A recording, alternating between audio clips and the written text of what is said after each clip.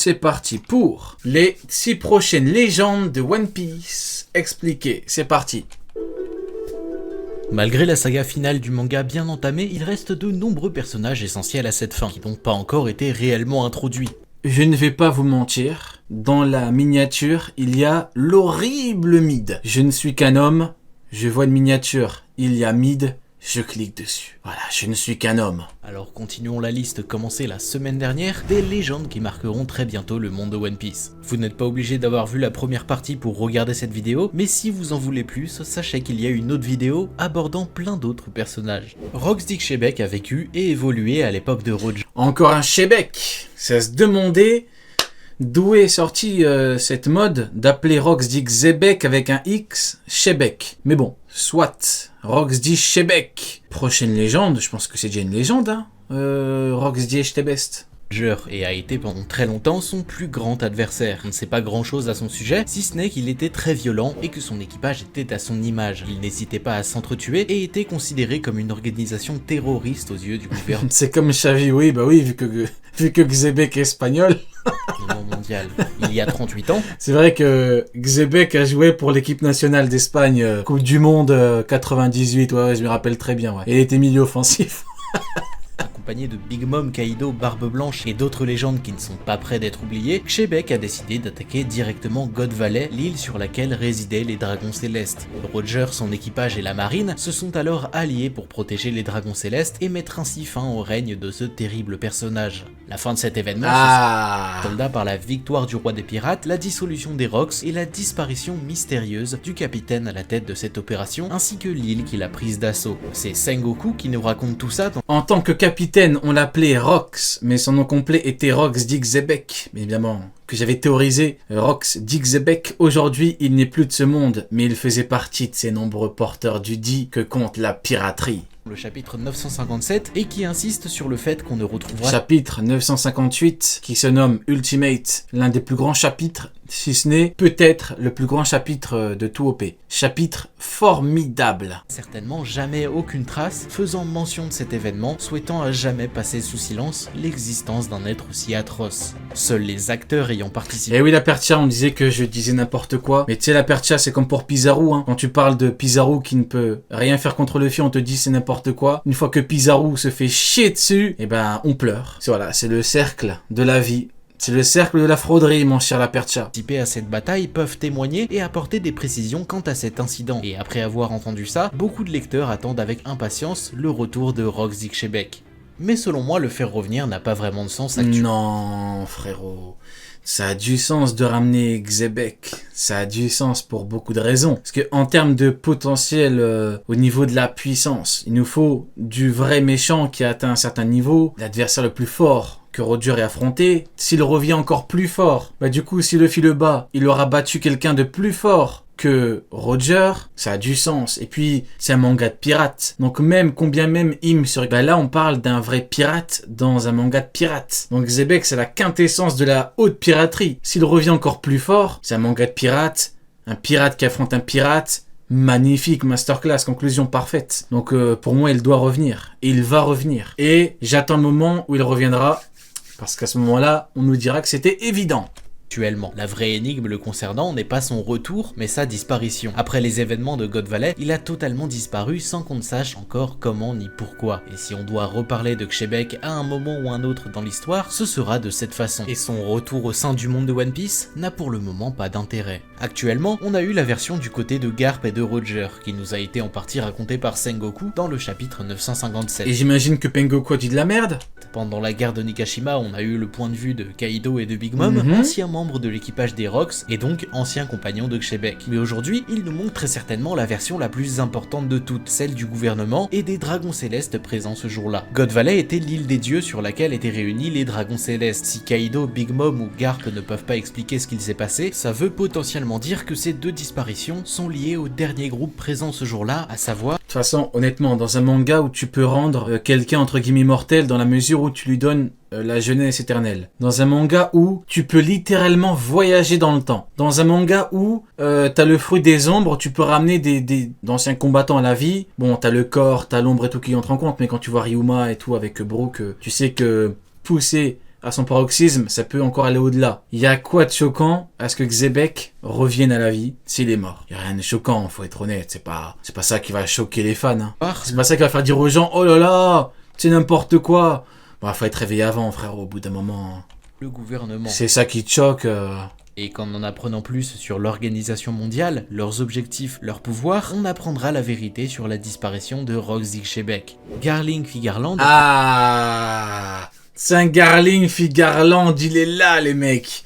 Il est là, le mauvais garçon, le chouchou de ces dames. Il est là, le bad boy. À la tête du groupe des Chevaliers Divins est connu sous le nom de champion de God Valley. Il sera très certainement quel flot de zinzin, c'est une dinguerie. Hein. Celui qui Il a un flot de fou furieux. nous apprendra ce qu'il s'y est passé, nous expliquant ainsi à travers un flashback comment l'île des dieux et son assaillant ont disparu de la surface de la Terre. Comme vous l'avez compris, ça n'a pas de sens de le faire revenir. C'est un... Jamais il a le niveau Yonko. Ah, il peut très bien l'avoir. Je dis pas que c'est une certitude, mais il peut très bien l'avoir, frérot. Tu vas pas me dire que c'est impossible. Non, il peut très bien. Il a un statut particulier de chez particulier. C'est quand même le big patron de ce camp-là. Le mec, il entre pas dans un quelconque équilibre. Il y a aucun élément qui... Puis même, selon ce qu'une majorité dit, il a même pu blesser Barbe Blanche à l'époque. Je dis pas que c'est vrai, hein, mais ça peut être vrai. C'est une possibilité. Mais si, il peut l'avoir.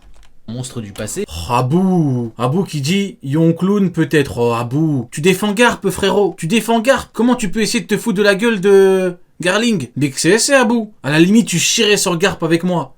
Je pourrais te dire, bon, à la limite, Abou a peut-être raison.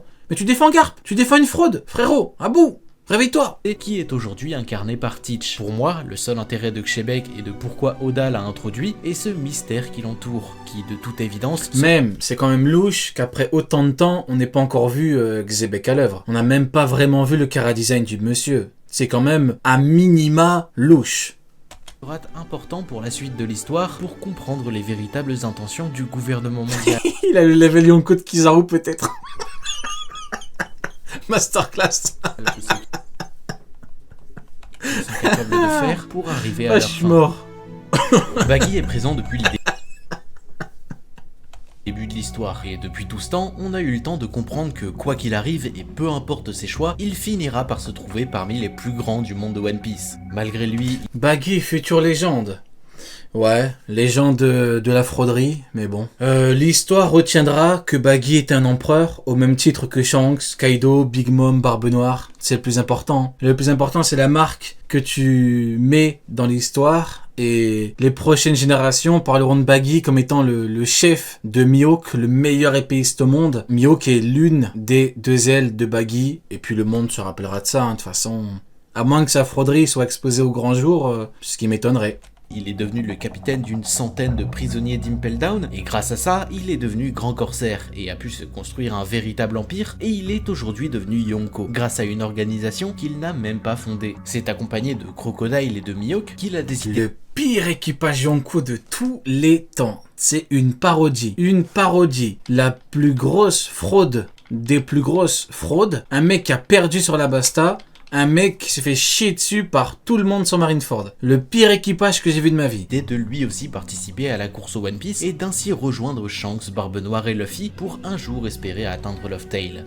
Aujourd'hui, la Cross Guild fait peur au monde entier, et notamment à la marine et au gouvernement mondial. Le fait de le savoir en compagnie de Crocodile et de Mihawk la rend d'autant plus crédible, et même si nous, lecteurs... Akainu, il devrait monter une équipe et partir lui-même à la Cross Guild pour leur chier dessus. Le problème d'Akainu, c'est qu'il a peur, il est effrayé à l'idée que Baggy puisse réellement avoir le niveau empereur. Du coup, il est effrayé, il a peur, il se dit si on y va, on peut se faire chier dessus. S'il était au courant que Baggy est une vraie fraude, il partirait sans hésiter. Il montrait une petite équipe, t'as même pas besoin de prendre beaucoup de gens, tu pars là-bas, tu leur chies dessus. Mais bon, vu qu'Akainu a peur... On a l'impression que Baggy est juste un clown qui ne sait pas vraiment ce qu'il fait et qui a peur dès qu'il se passe quelque chose. Il faut vraiment se rendre compte que ce n'est pas comme ça que le monde le perçoit. Pour le monde entier, Baggy est un pirate de légende qui a fait partie de l'équipage de Roger et qu'il faut absolument prendre au sérieux. Et c'est d'ailleurs pour cette raison qu'autant de pirates lui font confiance et qu'il a une véritable armée derrière lui. Maintenant qu'ils ont officiellement intégré cette course au One Piece, je pense qu'ils vont vraiment passer... Une parodie. Un équipage constitué de Das Bones, Crocodile, Mihawk, Baggy qui cherche le OP. Formidable.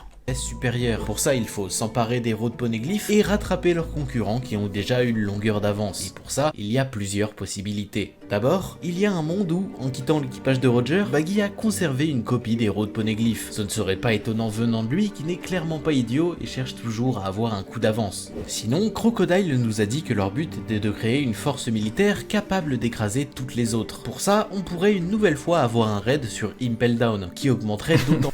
Garling, je crois, il peut fumer toute la Cross Guild tout seul. Chut, je dis ça, je dis rien. J'ai rien dit.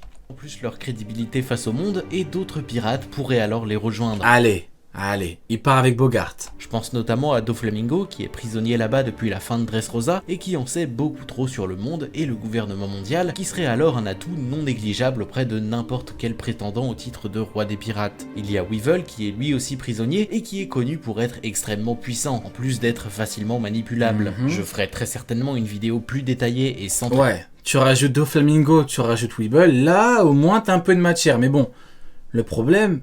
c'est que quoi qu'il arrive, t'as pas de tête. Ta tête, c'est Crocodile et Mihawk, sont deux, mais t'as pas de vrai capitaine, de vraie tête empereur. Donc la Cross Guild, bon. Très sur la Cross Guild, parce qu'il y a énormément de choses à dire. Avec Mihawk...